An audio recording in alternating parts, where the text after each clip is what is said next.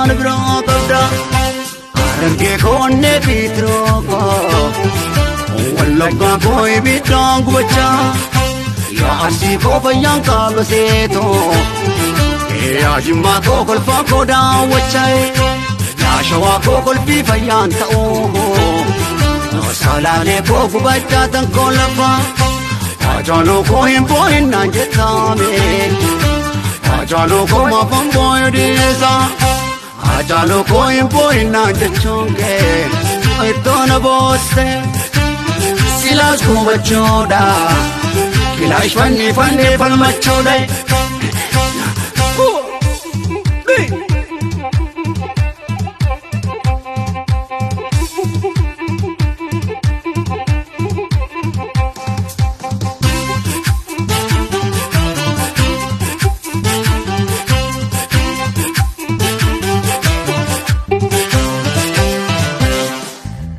Galatarraan fudhamuu miti qeerroo koo kanaatiin volte qulqulluu mirga koo falmattu dhiigni kee bilisummaa ta'u.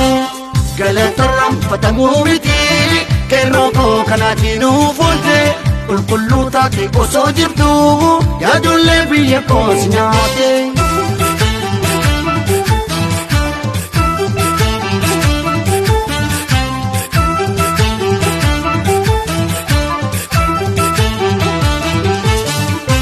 Andabe gumaa kee waan ambaasun wooboo wala kummaa malee qeerroo koo bilisummaa malee. Bulee horaa Oromoo kumbadu Oromoo jaaddu arrallee saba koo jaaddu boorullee.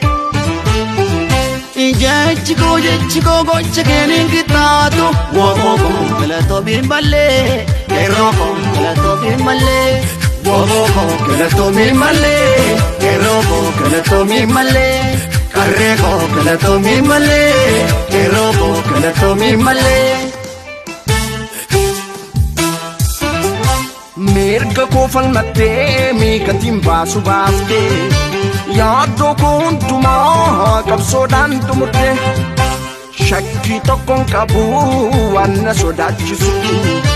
Harkonni gabrummaatis qabsoon cabaa'umtuu nanaasu Booranaa googitaanii ni mamto yaa hojii koo akkasii fakkaa yaa walloo koo fakkiin hin kaayamtume yaa iloo koo akkasii fakkaa yaa jawaar koo hin aarinnaan jettaame yaa jawaar koo maafaan naaru dhiisa bakkalaa koo hin aarinnaan jechuun kee.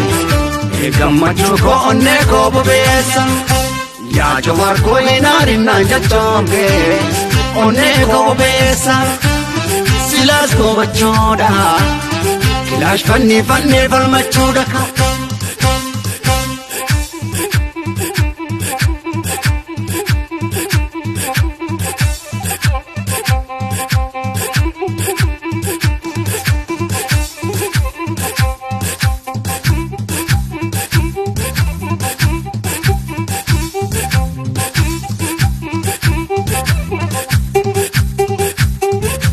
Booranaa googitaanii ni mamto yaa hojii koo akkasii fakkaa yaa walloo koo fakkiin hin kaayamtume yaa iloo koo akkasii fakkaa yaa jawaar koo hin aarinnaan jettaame yaa jawaar koo maafaan naaru dhiisa bakkalaa koo hin aarinnaan jechuun kee gammachuu koo onnee koo bobeessa. yaa jawaar koo hin aarinnaan jechuun kee onnee koo bobeessa silaas gubachuudha kilaash fannee falmachuudha.